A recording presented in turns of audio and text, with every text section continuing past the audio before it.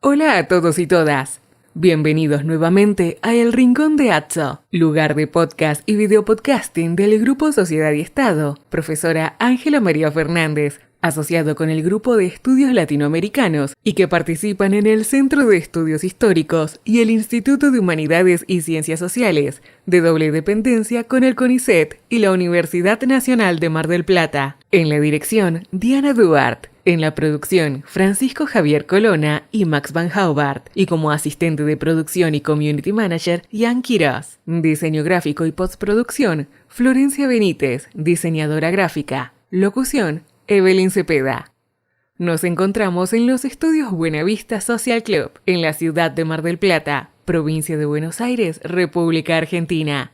Los distintos capítulos de El Rincón de Atso los podrás encontrar en www.aportesdelahistoria.com.ar o en el canal de YouTube de Aportes de la Historia, como también en Spotify y iVoox.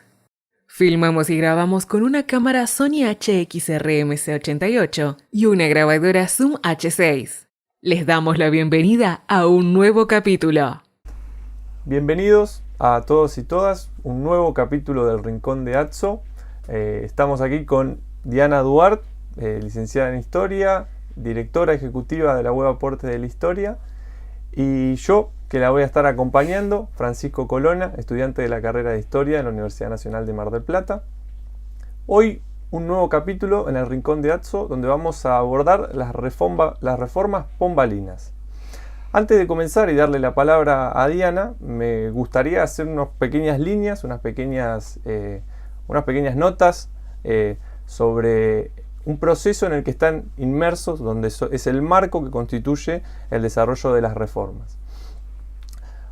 Vamos a hablar entonces del despotismo ilustrado, del famoso despotismo ilustrado.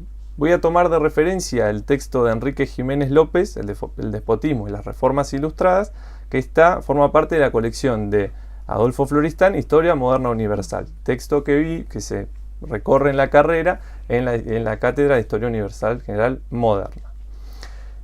Enrique Jiménez López se especializó, sus temas de referencia tienen que ver con el Reino de Valencia durante el siglo XVIII y el impacto que tuvieron los procesos reformistas de la península en dicho territorio, y después su preocupación principal viró hacia el impacto que tuvieron los jesuitas y la expulsión de los jesuitas en el territorio y, digamos, las disquisiciones económicas al respecto de la utilización de sus bienes económicos. Entonces, ¿qué es lo que se pregunta Enrique Jiménez López en este capítulo, en este breve capítulo? Bueno, planteémonos la cuestión del problema o el absolutismo ilustrado. No es el espacio para discutir si es despotismo, si es el ejercicio tiránico del poder del rey o el absolutismo con todas las disquisiciones historiográficas pertinentes, pero sí el historiador se preocupa por destacar que el carácter ilustrado de estos gobiernos tiene más que ver con una orientación racional, ¿sí? con todos los debates que podemos tener al respecto, racional del gobierno, digamos, y de las acciones gubernamentales de dichos monarcas, y no tanto con la afiliación de las ideas de las luces que ellos podían tener con los representantes de este movimiento. El autor dice que este despotismo ilustrado tiene dos características. Por un lado, las influencias de las ideas ilustradas en tanto la cultura como las acciones gubernamentales. Entonces, él dice que se va a cristalizar un espíritu en donde la monarquía tiene como objetivo garantizar la felicidad de los súbditos de su territorio, y así con ello aumentar el prestigio de la dinastía reinante. Pero por el otro lado, el segundo carácter del despotismo ilustrado tiene que ver con una política de contención de los intereses de los grupos nobiliarios y eclesiásticos, que, según las palabras de este historiador, habían sido obstáculos permanentes en el camino hacia la acumulación de poder por parte de los monarcas. Entonces, si tenemos que recorrer en muy pequeñas líneas los objetivos programáticos de estos gobiernos reformistas de la segunda mitad del siglo XVIII, encontramos refuerzo de tendencias centralizadoras en búsqueda de mayor eficacia y ampliamiento de la burocracia, la reorganización de la fiscalidad en un intento por evitar las evasiones y terminar con las exenciones para ciertos grupos nobiliarios, la clarificación de procedimientos judiciales, una búsqueda de recopilación de los corpus y unificación del tipo de acción, incremento de la actividad económica a partir de la utilización de innovaciones técnicas y la ciencia aplicada a la producción, la promoción de la cultura y el saber científico a partir de instituciones concretas de difusión educativa de estos conocimientos y, por último, la secularización de la monarquía y de las normas sociales, que digamos, en un intento de distinguirlas de la fe e iniciar un camino hacia la tolerancia religiosa dentro de los territorios. Es interesante esta cuestión de la secularización porque, digamos, refuerza para el autor esta cuestión de, bueno, ilustrado no significa, digamos, directamente que represente las ideas del movimiento de las luces, sino más bien una readaptación de los reyes y de los monarcas de esas premisas para su utilización en términos estrictamente políticos. Y el ejemplo que da es la utilización de los monarcas del lenguaje en contra de los privilegios de la Iglesia en pos de fines estrictamente políticos. Entre los ejemplos de los representantes de los monarcas ilustrados que da Jiménez López se encuentran Federico II en Prusia, Catalina la Grande en Rusia, María Teresa y José II en Austria, Carlos III de la dinastía de Borbón en la monarquía hispánica, pero también ministros de esos reyes, como Tanucci en Nápoles, o el gran duque Leopoldo, Pietro Leopoldo en Toscana, y en lo que nos trae a este podcast, el marqués de Pombal para el rey José I en el Imperio Portugués. Para finalizar esta muy breve introducción, los invitamos a un humilde ejercicio activo entre el proceso de reformas que vamos a abordar hoy, que Diana va a abordar hoy, con los materiales y las producciones que aporte la historia de hecho al respecto de las reformas borbónicas, el caso de los gobiernos reformistas para la monarquía hispánica. En este caso, les recomendamos volver a los capítulos de historias coloniales 36 y 37, las reformas borbónicas, o el capítulo 20, reformas borbónicas y el comercio en el Pacífico, y también retomar el Rincón de Azzo en su capítulo 4, las reformas borbónicas desde la visión de Ana María Lorandi y John Lynch, y el capítulo número 33, en donde abordamos las reformas borbónicas, la clase política, redes sociales y la renovación de las élites políticas. Así que, habiendo hecho esta breve introducción, te doy la palabra a Diana. Bueno, Francisco, muchas gracias. Buenos días a todos y todas, o buenas tardes, depende cuando lo vean. Bueno, vamos a hacer un raconto sobre, generalmente son muy famosas las reformas borbónicas, pero también están sus pares lusitanas, que son las reformas pombalinas, devenidas precisamente por el título nobiliario de Sebastián Carvalho Emelo, marqués de Pombal. Precisamente una especie de gran ministro, de gran primer ministro que tuvo la monarquía portuguesa. Y un poco nuestro derrotero va a ir por el texto de André Mansuidini Silva, que está dentro de la colección de Leslie Bethel, que es una muy buena condensación, porque por supuesto acá respecto de esta cuestión tenemos, como dijimos por otros temas, a veces cuando hemos hablado de, no sé, de Nueva Francia o de Nueva Inglaterra, el tema del idioma. Si bien uno piensa que el portugués uno lo puede leer más o menos y por asociación de palabras, el portugués no es tan sencillo. No es tan sencillo. Entonces, a veces la limitante de acceder a mayor cantidad de material. ¿Qué podemos observar en general, ¿no? Que estas reformas o este plan de gobierno al cual el marqués de Pombal lo está pensando en función de reforzar las estructuras políticas, sociales y económicas de la propia monarquía portuguesa, en función de lo cual es obvio que sus colonias tienen que reestructurar su funcionamiento o readaptar su funcionamiento hasta como lo venían haciendo para auxiliar a la metrópoli, porque ese es el fin último. Ahora, la cuestión que se presenta, por supuesto, es después de cierta cantidad de tiempo transcurrido de un interregno en donde los poderes locales de alguna manera tenían cierto grado de autonomía respecto de las metrópolis, pues tenés que volver a encorsetar esos poderes locales en función de las necesidades que tienen la metrópoli y no ellos, ¿no? Entonces, ahí es donde uno empieza a observar, uno lo ve para la experiencia hispánica y es obvio que también lo vamos a ver en la experiencia lusitana. Está bien que, por supuesto, después el derrotero de cómo se sucede la independencia de Brasil tiene características que tienen que ver con alguna de estas cuestiones, pero no es objeto de la presentación de hoy. Lo que sí podemos decir es que de alguna manera Portugal estaba muy preocupada por el peso que tenía como metrópoli tanto en América como en la India, ¿no? sus anclajes. Angola se mantenía como una especie de enclave de reserva de esclavos para lo que era ese comercio, ¿no? Y Brasil representaba nada más ni nada menos que un lugar del cual se obtenían oro, diamantes, cacao, azúcar, tabaco, palo Brasil en tiempos anteriores.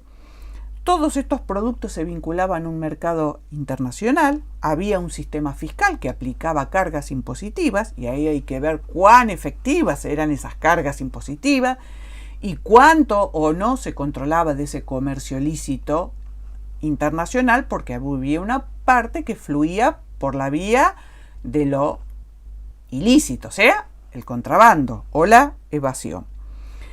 Lo cierto es que ante esta descoordinación o desacople entre colonias y metrópoli aparece este plan del Marqués de Pombal. Entonces el Marqués de Pombal es, punto número 1, de origen noble. Segundo, se había formado en la universidad, había estudiado en la Universidad de Coimbra. La famosa universidad. La famosa universidad, toda, ¿no? monarquía tenía un faro de donde provenían muchas veces sus funcionarios más destacados. Pero aparte, Pombal había sido funcionario en distintas jurisdicciones y en distintos cargos. O sea, era un burócrata con una carga, un noble burócrata formado con una carga de experiencia muy importante. Entonces, ¿por dónde hay que comenzar? Pombal lo que observa que primero hay que ordenar el territorio, ¿no? O sea, hay que ver que todo este movimiento, ¿no?, de estas reformas y de esta idea de planes de gobierno se da en la segunda mitad del siglo XVIII. Entonces, punto número 1, había que delimitar el Tratado de Madrid de 1750, por el cual había que delimitar las posesiones en América. Nosotros sabemos, no es objeto acá, pero el vínculo que habían mantenido a las dos monarquías, vía familiar, vía parentesco, se había deshecho. Por lo tanto, ahora, como suele suceder en los matrimonios, lo mío es mío, lo tuyo es tuyo, hubo que... La famosa división de bienes. La famosa división de bienes. En esta cuestión es cuando se determina que la colonia de Sacramento pasa a quedar en poder de España y los territorios de las 7 misiones quedan en poder de Portugal. Esto generó todo un levantamiento, el problema guaranítico, que no vamos a ahondar. Lo cierto es que en 1777 se decide aplicar el Tratado de San Ildefonso, que es el que va a delimitar territorialmente y se amojona. Ahí aparecen funcionarios, tanto lusitanos como españoles, que vienen a trabajar. En el caso del Río de la Plata es Félix de Azara, muy conocido por su fuente, que es uno de los funcionarios que vienen a esta delimitación.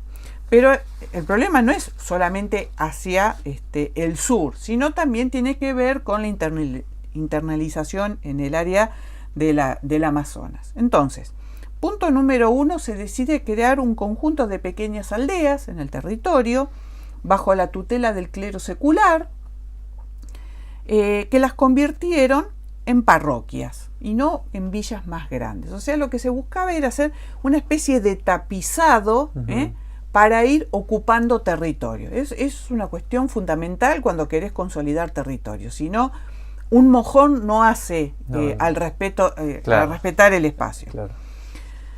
Y además, lo que es muy importante, no solamente van a permitir el asentamiento de poblaciones nativas, sino que es más, van a fomentar los matrimonios mixtos, o sea, acelerar una mestización, porque acá hay una cuestión histórica. Portugal no tiene un recurso demográfico muy extenso como para fomentar una migración y vaciar el propio Portugal. Entonces, esa fue una cuestión fundamental.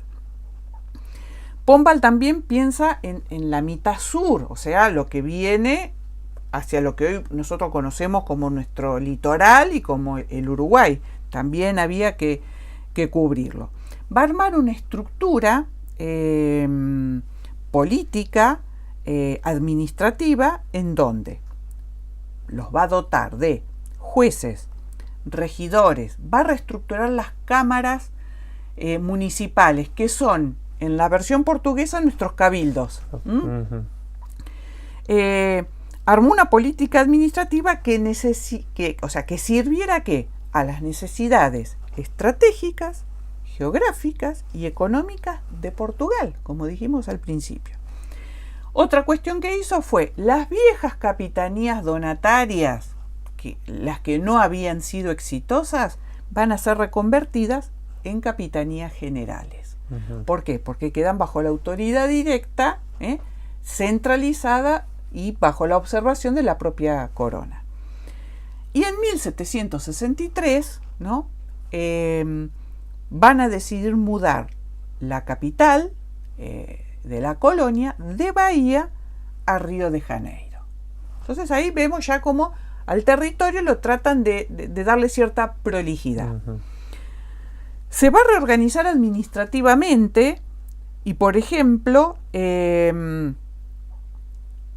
lo que se va a sentir es que hay una mayor autonomía. Y esto es una fuente. Nosotros sabemos, cuando vos recortás privilegios o ciertas libertades, vamos a empezar a generar ciertas cuotas de tensión.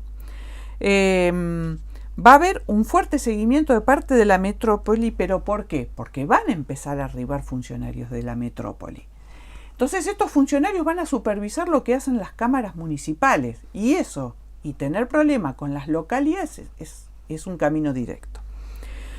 Pombal decide crear 3 secretarías de Estado. Una va a ser la de Interior, la otra va a ser Armada y Territorios de Ultramar, y otra de Guerras y Asuntos Exteriores. Precisamente la de Armada y Territorios de Ultramar es la que mayor poder, sobre la que Pombal va a tener y controlar.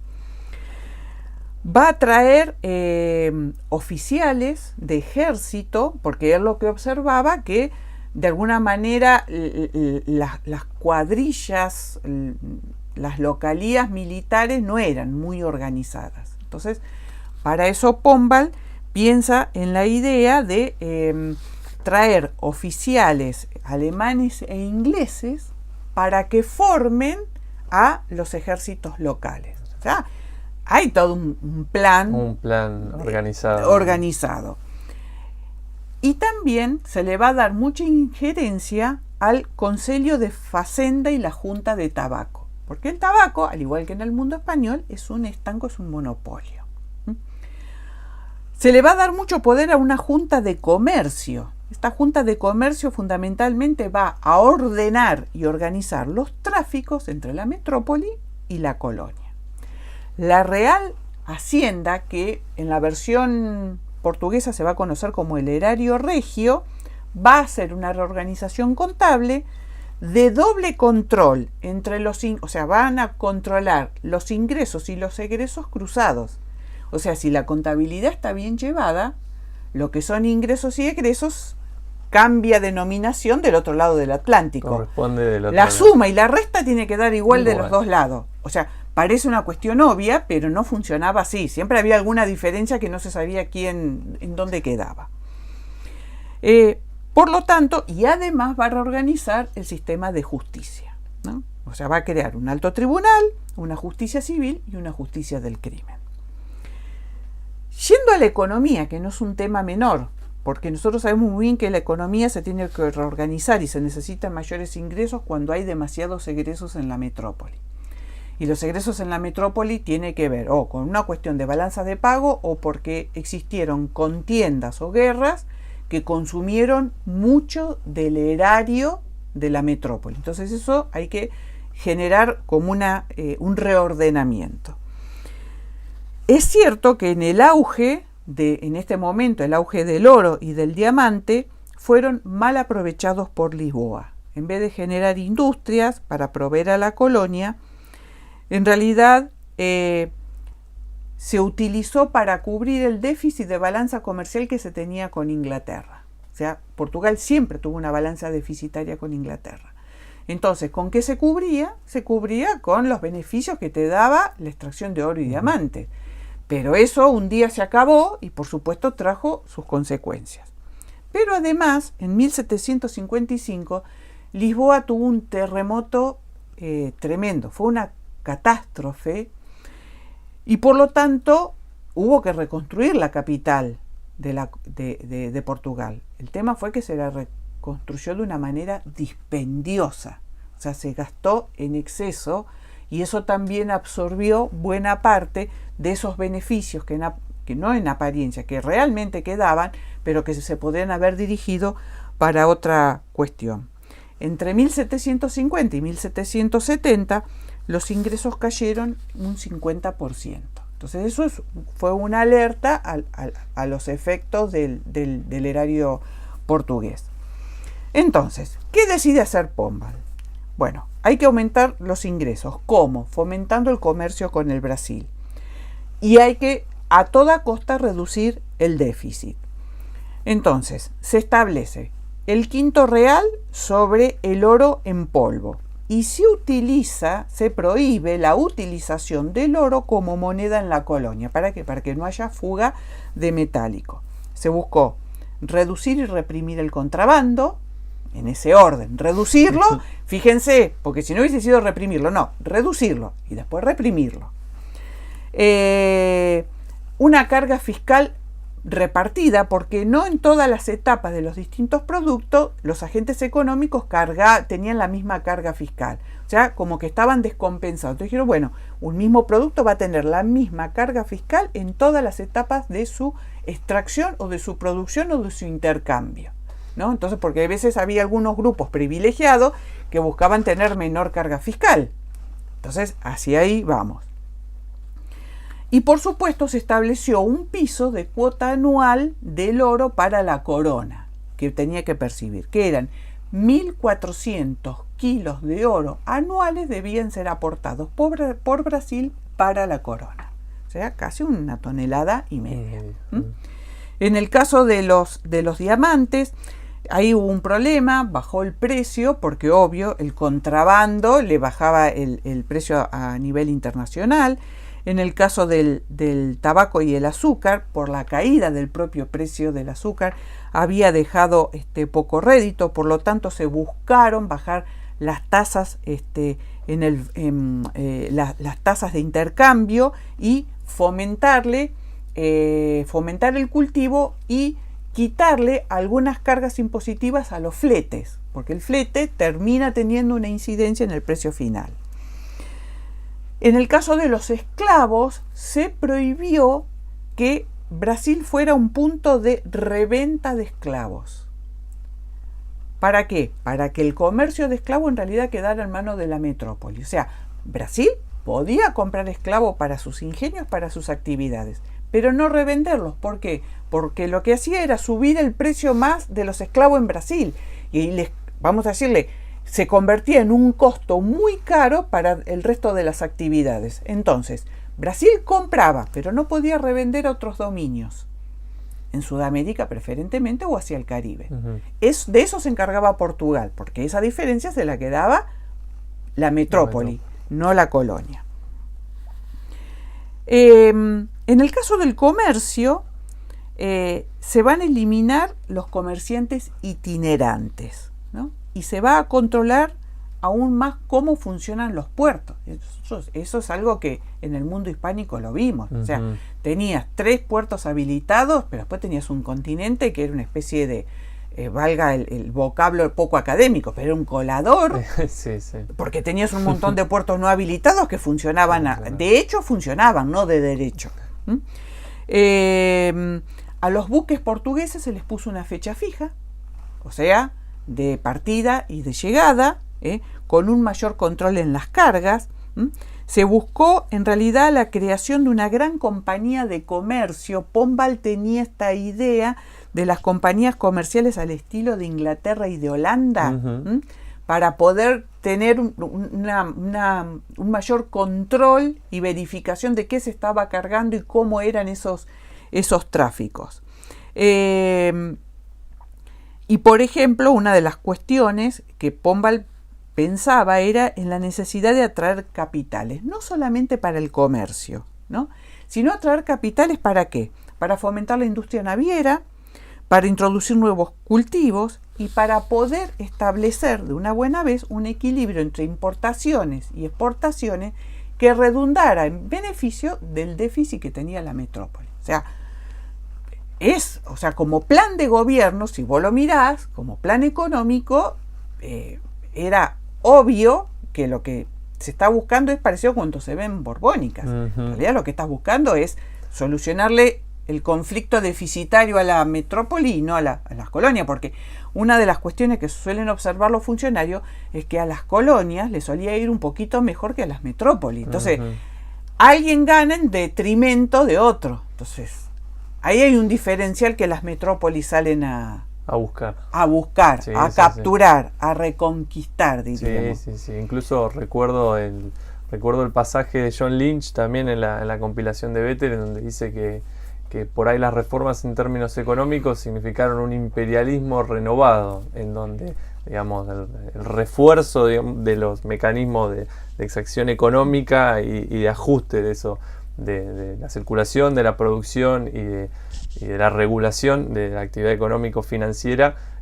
tenía que ver estrictamente con intereses de solvencia de la corona y de la metrópolis. De hecho, esto de que repartimos cargas impositivas, o le aplicamos cargas impositivas a productos que antes estaban exentos, pero ahora sí hay que aplicarles, o le subís la alicuota, son todas situaciones que lo que generaban eran rispideces, porque cada movimiento implicaba que alguien estaba perdiendo un beneficio o un privilegio. Entonces, esto es una especie de mapa común que se da en ambas experiencias. ¿En realidad fue exitosa toda la propuesta de Pombal? No fue totalmente. Algunas cosas funcionaron, otras no. Por ejemplo, el intento de fomentar las manufacturas no llegó al punto que hubiese deseado Pombal, ¿no? Ese es un elemento. Es cierto que se lograron establecer algunos talleres medianos que podían articularse con algún tipo de comercio interior, pero no esta idea que él había planteado como generar grandes talleres que permitieran el intercambio con la metrópoli, porque lo que se buscaba en última instancia era que esto suplantara las importaciones que Portugal hacía por afuera. O sea, ¿qué buscas? Achicar el déficit de la balanza. En el caso de la agricultura podemos decir que la cosa se acomodó un poquito mejor y hubo un fomento en el caso del área norte al cacao, el café, el algodón, el arroz, y en el área sur el azúcar y el tabaco. O sea, ya eran cultivos que estaban, lo que se busca es reordenarlos, dotarlos de conocimiento científico, que es algo muy típico e ilustrado, que aparecen estas recomendaciones y guías y escuelas, así como había una escuela de minería en México, ¿no?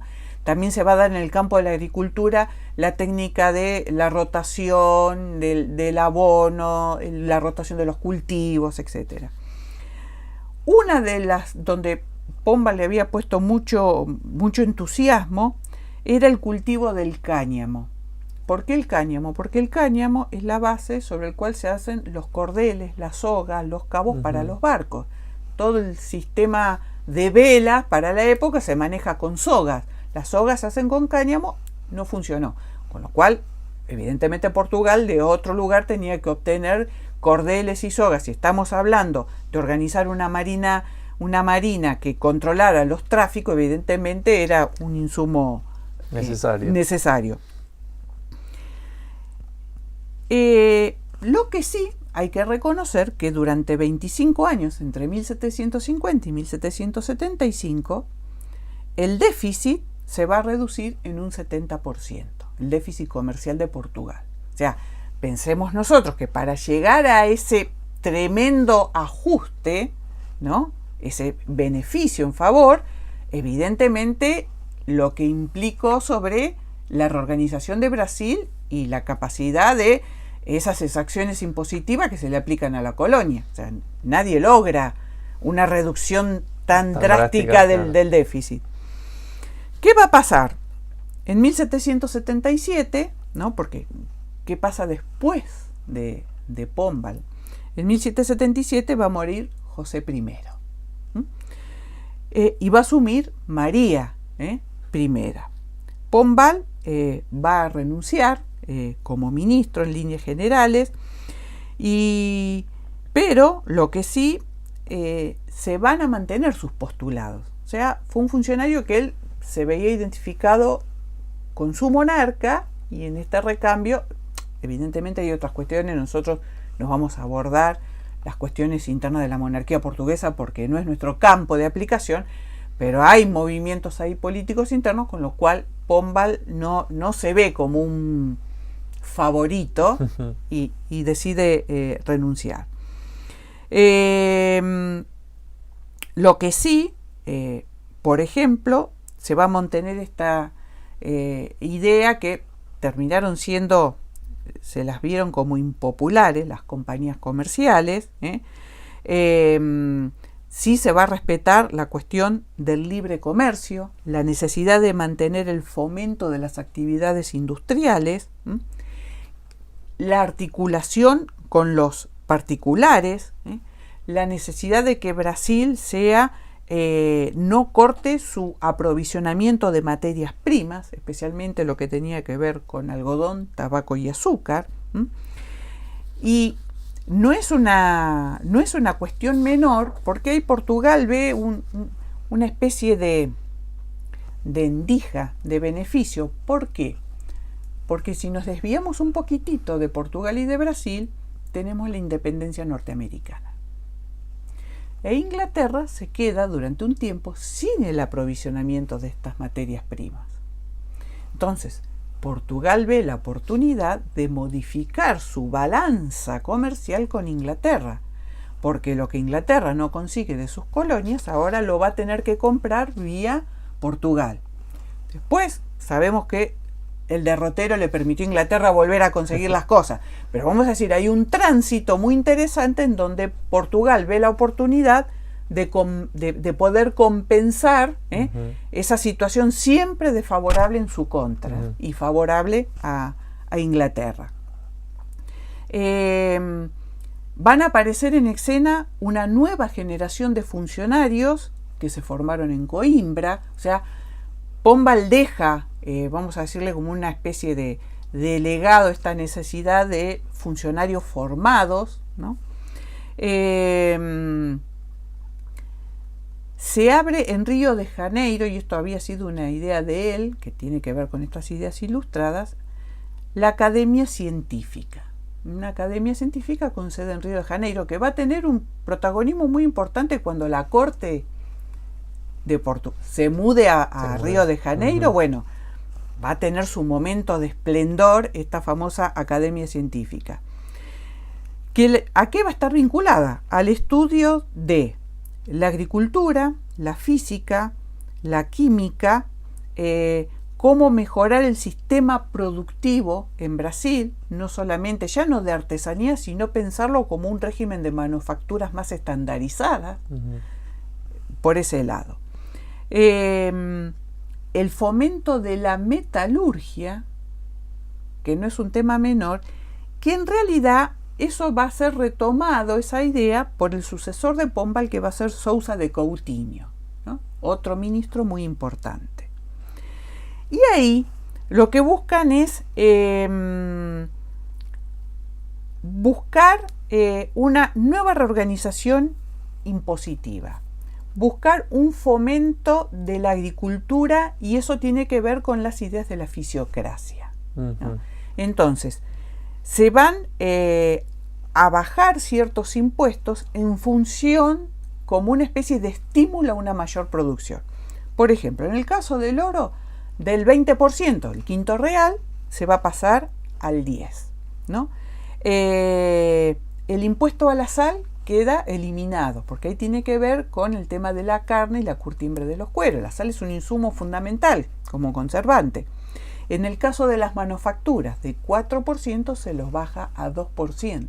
O sea, hay un interés, ¿no?, de reestructurar y dinamizar la economía de la colonia. En última instancia, Sousa de Coutinho, en función de aquel legado de Pombal, busca estimular la actividad económica, darle un mayor volumen y generar una mayor riqueza por sobre todas las cosas para las arcas de la propia metrópoli. Entre 1776 y 1795, la balanza comercial entre Inglaterra y Portugal pasó a ser beneficiaria a favor de Portugal. O sea, Pombal logra reducirla en un 70% y Sousa de Coutinho recorre el 30% que queda y encima, o sea, la pone a 0 y encima la deja beneficiaria, la deja en estado de éxito, vamos a decir. Vamos a decir que desde el ámbito económico fue un programa exitoso el continuado por Sousa de Coutinho. De Coutinho. Y la cuestión, por supuesto, nosotros hemos puesto el foco sobre la cuestión porque ahí es donde estaba el objetivo principal de la corona, que era su acuciante situación financiera. Pero el hecho de que tener que consolidar su territorio, que por momentos se veía amenazado, o sea, pensemos que Portugal siempre tuvo, desde el inicio del proceso de la colonización, una preocupación por su territorio. Porque al principio, cuando estaba la etapa de Palo Brasil, la acechanza de franceses y españoles los habían preocupado. Ahora su nueva relación con España, con la monarquía española, en función de que se había perdido un vínculo familiar que por vía de matrimonio había mantenido una especie de paz. Entonces, entre la cuestión territorial, las potencias extranjeras, el déficit que mantiene, es cierto que hay un plan muy bien pensado por Pombal, continuado por Coutinho, y una situación internacional que a Portugal le viene a la perfección, que es el hecho de que Inglaterra se queda, vía la independencia de las 13 colonias de los Estados Unidos, se queda durante un lapso de tiempo sin ese aprovisionamiento natural de ciertas materias primas, y Portugal pasa a tener, vamos a decirle, una especie de respiro en su déficit, y por eso vemos que en estos 20 años, ya casi terminando el siglo XVIII, encara su economía con un superávit. Así que es cierto también que esta reorganización corrió a ciertos actores locales de su protagonismo. Las cámaras municipales o nuestros cabildos gozaban de una autonomía no menor con sus propios funcionarios, que aplicaban a justicia hasta determinada instancia, tenían su propio funcionamiento respecto de la hacienda. O sea, al traer esta presencia más intensa metropolitana, bueno, ahí hay otras rispideces que sería para tratar en otro encuentro, en otro podcast. Pero es interesante. Recuerdo cuando tratábamos el podcast sobre la clase política del reformismo borbónico, la situación que se da, ¿no?, de la imposición de nuevas estructuras administrativas por sobre funcionamiento de las estructuras políticas que digamos, siendo detonante, digamos, en ciertos puntos. Pero incluso, mientras también estabas comentando sobre al comienzo sobre la formación y el trayecto de Pombal, Recuerdo que también para el caso de las reformas borbónicas, la clase, digamos, el grupo que las va a motorizar, si queremos ponerlo en estos términos, como ejército burocrático, es un grupo de personas que está formado de una manera particular, que entra en conflicto directo con las administraciones coloniales, pero por formas, digamos, de administración y de concepción de administración económico-política completamente disímiles. Y además porque, digamos, estaban su ascenso económico, su carrera política y su derrotero sociofamiliar estaba vinculado al crecimiento de esa burocracia en el contexto de las reformas, que es trasladado a América. Sí. América. Así que, esto ha sido nuestro paso por las reformas pombalinas, porque es cierto, siempre las grandes protagonistas son las borbónicas, pero nos olvidamos de nuestros vecinos. Eso sí, hay un trabajo de Nuno Monteiro que señala, es otro tipo de análisis, va comparando un poco, va pivoteando un poco la relación, la presencia, cómo van impactando estas reformas de la corona portuguesa en el caso de Brasil. Y él lo que observa es que tal vez las ideas de la Ilustración tuvieron un impacto mucho más fuerte en el mundo hispánico que en el mundo lusitano. Dice, pero por supuesto tuvieron presente, pero con un gradiente mucho más bajo. Distintas intensidades. Exacto, con distintas intensidades. Así que bueno, hasta acá hemos llegado. Hasta acá hemos llegado, Diana. Gracias por el abordaje de las reformas. Gracias a todos y todas por acompañarnos en un nuevo capítulo del Rincón de Atzo, y los esperamos la próxima. Y como les decimos siempre, ya saben, si les gustó, nos dan un like, se suscriben, tocan la campanita para recibir las novedades que vamos produciendo en Aportes. Y bueno, nos encontramos nuevamente en poco tiempo. Un saludo a todos. Gracias. Gracias.